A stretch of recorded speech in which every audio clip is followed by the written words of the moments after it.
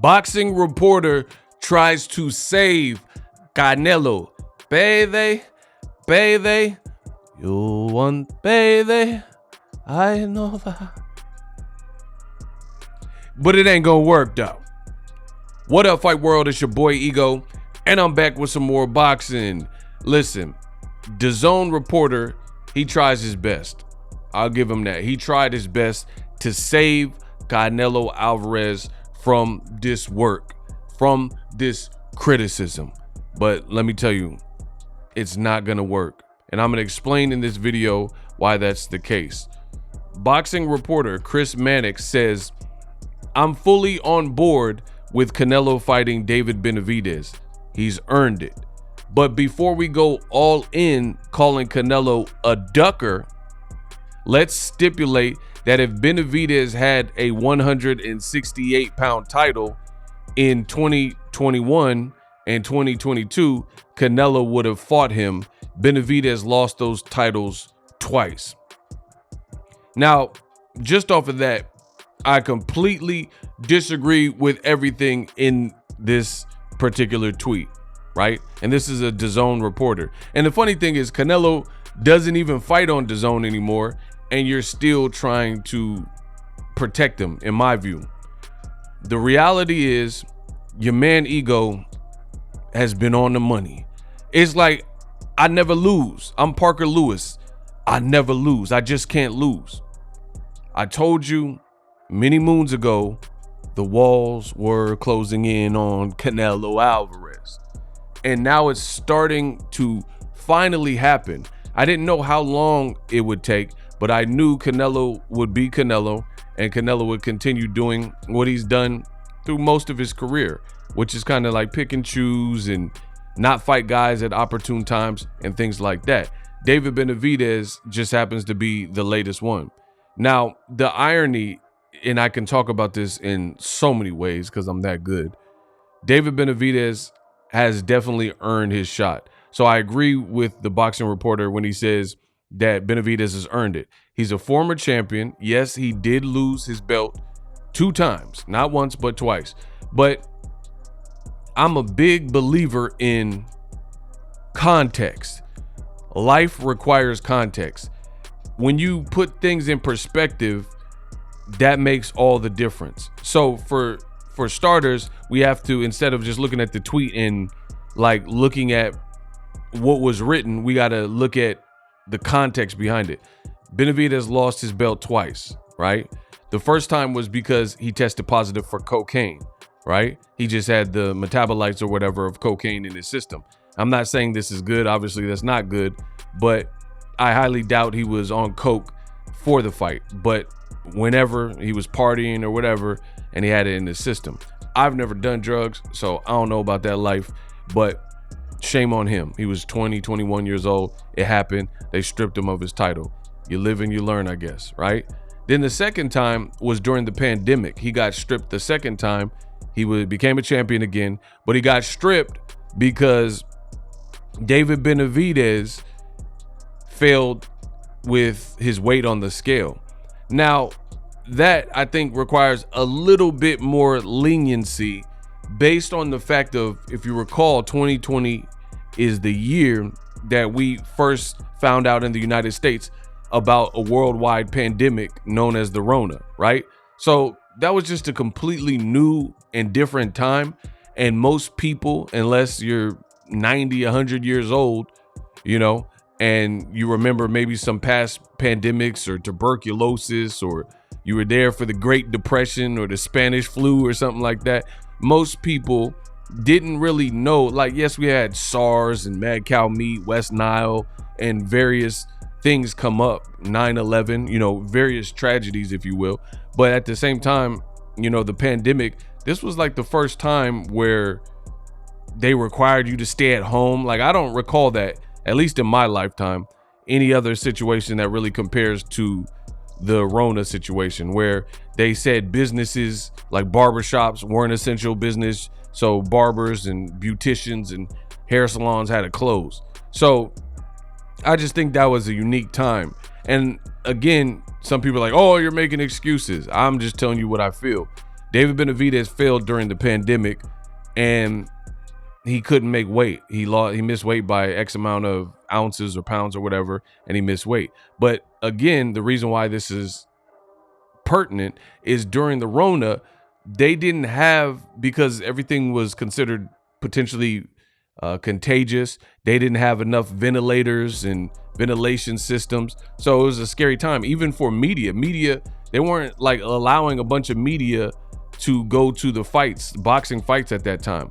They were like almost segregating the crowds and having social distancing. So I think this all pertains. Yes, Benavidez missed his weight in 2020 and he lost his belt. But again, as non-essential businesses were not open. So even if he wanted to make the weight, who knows what access he had to gyms and things like that. Because I remember in California, I don't know about every state, but in my state, the gym closed. So you literally couldn't go to the local gym. It was literally closed in California. So I don't know what the regulations and rules were at his particular gym in his particular state, wherever he was living at that time. But I just know it's more of an inconvenient time. So yeah, the first fight with the cocaine, that's completely on him. Like, nobody told you to do that. But the second time, he got stripped. Now, the other thing I disagree with in this tweet from the boxing reporter is this is all conjecture. This is pure your speculation. He's saying that if Benavidez had the title in 2021 and 2022, that Canelo would have went after him. Says who? Says who? That's your opinion. I disagree with that. So my opinion is just the opposite, because we've seen what Canelo does. And if you pay attention, Canelo never, when Benavidez held the title, he was at 160 or below. So he wasn't even fighting at 168. He was talking about being undisputed at 160 at middleweight. So who's to say that if Benavidez was the champion at 68 in those years, that Canelo would have went after him? That's complete opinion and speculative, right? You don't know that he would have went after him, because what I've seen is when Benavidez held the title, Canelo wasn't talking no undisputed at 168. But then when all the titles were mostly held by Caucasian boxers from the UK, some from America like Caleb Plant, that's when Canelo decided to go after, because he only had to beat Caleb Plant, you know, who's a tough fighter, but he had to beat a lot of UK guys like Billy Joe Saunders, and he was able to fight mandatories like Avni Yildirim. Furthermore, speaking of the mandatory Avni Yildirim, how come when everybody hated that fight, at one point DAZN said they weren't even going to pay Canelo for that fight because it wasn't a premium fight. This is what they said. And then later he sued Golden Boy, and then Golden Boy got out of contract out of the Canelo business. Canelo freed himself, started working with Eddie Hearn. Then later Golden Boy, you know, they missed their star, but DAZN allowed him to fight Yildirim again. You know what I mean? And that fight somehow was back on the table and DAZN paid for it. So that was horrible. But anyway, that was during 2021. He fought Yildirim, and nobody asked for that fight, and it was his mandatory. Ironically enough, Canelo Alvarez fighting a mandatory like Yildirim, people when I was making videos criticizing the fight, they say, oh, that's his mandatory. Come on, Ego. Get real. You got to be real. He has to fight his mandatory, right? But now David Benavidez was his mandatory, and those same people aren't saying the same things. They're not saying, oh, Canelo must fight him. But what Canelo is doing is talking about fighting the Charlo brothers in 2024, both of which have never fought at 168. So we know what time it is. Why would Canelo want to fight two Charlo brothers in 2024? One has had mental health issues and he's been out the ring for 3 years, came back, fought Benavidez and didn't stop him. And that was a guy moving up, missed weight. That's who you're targeting, you know? And then he's only fought at 160 on top of everything else I just said. Jermell Charlo, he is a 154 pound. He was the undisputed champion at 54. So you see how Canelo is moving, and the rest of the world sees it. So no matter what DAZN reporters or whatever they try to do, the proof is in the pudding, and the fans are starting to see it. Canelo's trying to fight smaller people instead of going after that David Benavidez work. And that's the fight that people are asking for. People aren't asking for the Charlos in 2023 and then 2024 in a higher weight class that they've never fought at, when one of them's coming off of mental health issues and being out of the sport so long. There was a time and a place where the Charlo Canelo fan, the fans would have been like reactive to that fight, but those times kind of came and went because of the timing. Meanwhile, Canelo's been active. Same thing I told you. I told you if Jaime Munguia looked very good or spectacular versus John Ryder, then he wasn't going to get picked in the Canelo sweepstakes. So that's another fight. Even Munguia probably makes more sense than Charlo, just based on the fact that Munguia's already moved up to 168 and he knocked out a guy that you couldn't knock out. And then you have a lot of the Canelo fans, they just go with whatever Canelo says. He says, I don't want to fight a Mexican fighter, but then brag about the quote unquote Mexican style and call everybody else runners. So let me get this straight. If you like the Mexican style, quote unquote Mexican style, and everybody else makes boring fights and runners, or Americans or whatever are making track star fights and stuff, why wouldn't you want to see two Mexican fighters fight who you know are going to come to battle, like Canelo and Munguia? And again, at least Munguia has fought at the weight class and he looked good with Freddie Roach in his first fight. So we see how Canelo's moving. I told you the Canelo era is coming to an end. People are noticing it. And, you know, boxer reporters can try to defend the behavior, but the fans aren't stupid. David Benavidez is the guy that makes the most sense. It's a no-brainer type of fight. He's your mandatory. You see him right now on the screen with the WBC belt. He's trying to become undisputed, and you're trying to age him out or wait till he looks vulnerable, wait for him to lose like Canelo and his fans always do.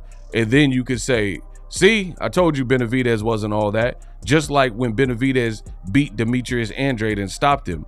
Then the Canelo fans almost celebrated like Canelo beat Andrade. But Canelo never fought Andrade. It was David Benavidez that had the stones to fight against a difficult southpaw like Demetrius Andrade. So you have the Canelo man fans, and they're claiming victory for fights that Canelo hasn't even given you, you know? So it's about time Canelo steps up, faces that man Benavidez, clearly the biggest fight in 2024 for Canelo in terms of star power and stylistically. And the funny thing is, it's a pick'em fight. Like, you can make a case for Benavidez and you say, oh, you can make up a case for Canelo. Oh, Benavidez gets hit too much or whatever. So it would be a good fight, but Canelo is looking to fight everybody else but Benavidez. And that's why he seems so bothered when you even mention the Benavidez name. Best in the business. Leave me alone. There's no protecting Canelo. A duck is a duck, and it's looking like duck season. You even have Stephen A. Smith going off on Canelo. Oh, the walls are closing in, people.